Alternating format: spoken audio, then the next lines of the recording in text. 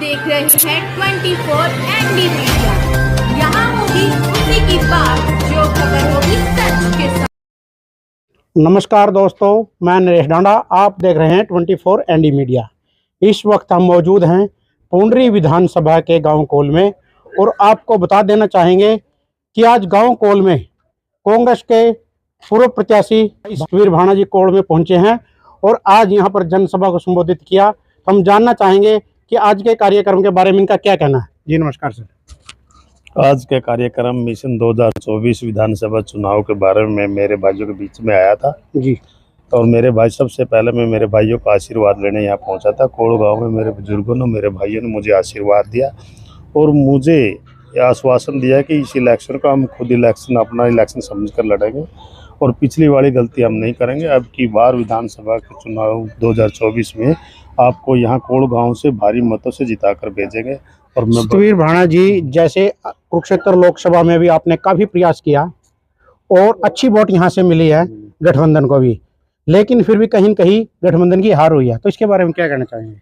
गठबंधन की हार नहीं हुई है, तो गठबंधन की तो जीत थी जी। लेकिन कुछ कारणों से जो कोई और हो जाते हैं कि कोई कारण बन जाते हैं, तो कोई पैसा भी काम कर जाता है जी। तो इसी प्रकार गर्मी भी बहुत थी, तो मैंने तो मेरे दिल से चुनाव लड़ा था और मेरे साथियों ने भी दिल से चुनाव लड़ा और यहाँ हम हार नहीं मान रहे क्योंकि 2019 का जो चुनाव था, यहाँ से हमारे प्रत्याशी निर्मल सिंह को पुंडरी हल्के से मात्र 24,000 वोट मिले थे। लेकिन अब की बार जनता ने इतना प्यार और प्रेम दिया, इंडिया गठबंधन के प्रत्याशी को 45,000 वोट यहाँ से दिए जी।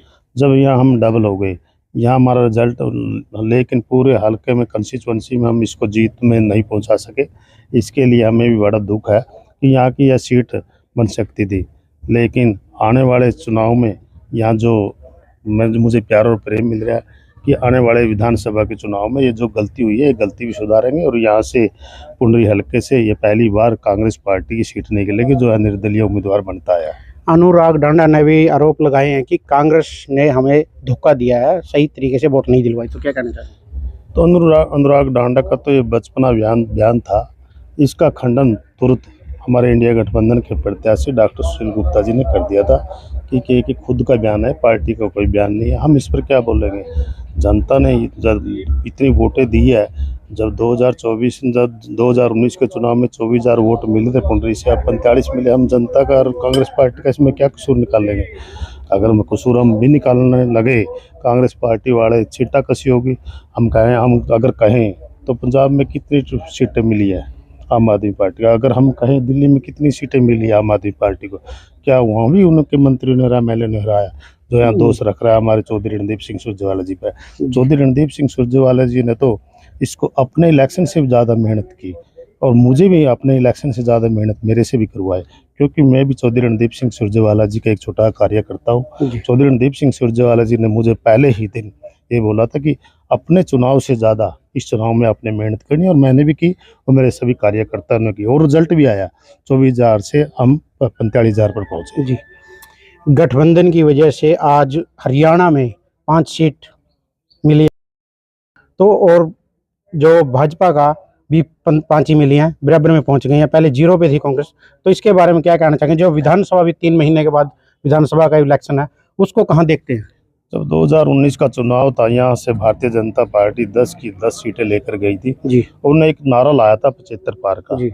लेकिन 75 पार लोगों को भ्रमित कर दिया और यहाँ से कांग्रेस पार्टी की सरकार बननी थी और कांग्रेस पार्टी की सरकार नहीं बनी, लेकिन 31 उम्मीदवार यहाँ से विधानसभा में पहुंचे कांग्रेस पार्टी के। जी। अब की बार अब की बार भी इन्हें कोशिश की थी कि हरियाणा में 10 की 10 सीट का नारा लगाए, तो यहाँ अब की बार उनका नहीं चला और कांग्रेस पार्टी ने 5 उम्मीदवार यहाँ से जीत कर गई है। और आने वाले भविष्य में जब इंडिया गठबंधन जब ये विधानसभा का यहाँ चुनाव होगा जी, तो जो भारतीय जनता पार्टी ने एक नारा लगाया था 2019 में 75 पार जी, अब की बार कांग्रेस नारा लगाएगी भारतीय जनता पार्टी 75 बाहर, 15 सीटें मिलेगी जी। तो आप गांव-गांव धन्यवाद दौरा भी निकाल रहे हैं, मिल रहे हैं लोगों से, कैसा लोगों का आपको मिल रहा है? जिस भी मैं गांव में जाता हूं लोग बहुत खुश होते हैं, बहुत प्रेम और प्यार दे रहे हैं जी। और ये भी कह रहे हैं कि हमने तो कांग्रेस पार्टी के इंडिया गठबंधन के प्रत्याशी के आपके कहने पर वोट डाली थी, और हमारे गांव में हमने जितनी वोटें कही थी उतनी वोटें दी है, और आई भी इतनी वोटें हैं। मेरा आंकड़ा लगभग 50,000 वोटों का आंकड़ा था, लेकिन कुछ कई गांव में 50 टूट गई, कहीं 100 टूट गई, ऐसा होता है। उसके कारण यहाँ से 5,000 वोट कम हो गई। तो मैं तो नवीन जिंदल को और यहाँ इसको बराबर लगा रहा था। 5,000 हमारी घट की वोट बढ़ गई, 10,000 का अंतर हो गया। कोई घनी बड़ी जीत नहीं है पुंडरी से।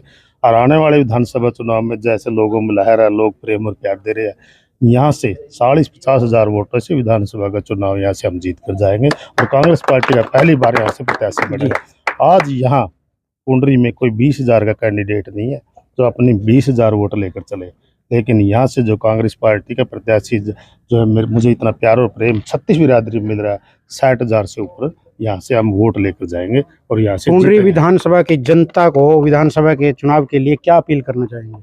मैं पुंडरी हल्के की जनता से एक अपील करना चाहता हूँ कि 2024 का जो चुनाव विधानसभा का चुनाव आएगा, इस चुनाव में अपने इस भाई को, सतवीर भाना को, एक गरीब साथियों, किसान और गरीब और मजदूर के बेटे को अपना मत दे करके मुझे एक जिम्मेवारी पुंडरी हल्के की दे, जिससे मैं आपके विकास कार्य और आपकी सेवा कर सकूं। धन्यवाद। दोस्तों, ये थे हमारे साथ पुंडरी विधानसभा से पूर्व प्रत्याशी कांग्रेस सतवीर भाना जी, जिन्होंने आज गांव कोल में जनसभा को संबोधित किया और डोर टू डोर हर गांव में ये धन्यवाद दौरा भी निकाल रहे हैं और लोगों से अपील कर रहे हैं कि जल्दी से जल्दी ये विधानसभा चुनाव होने वाले हैं, तो उनके लिए भी लोगों से अपील कर रहे हैं कि अब की बार कांग्रेस को बनाना है।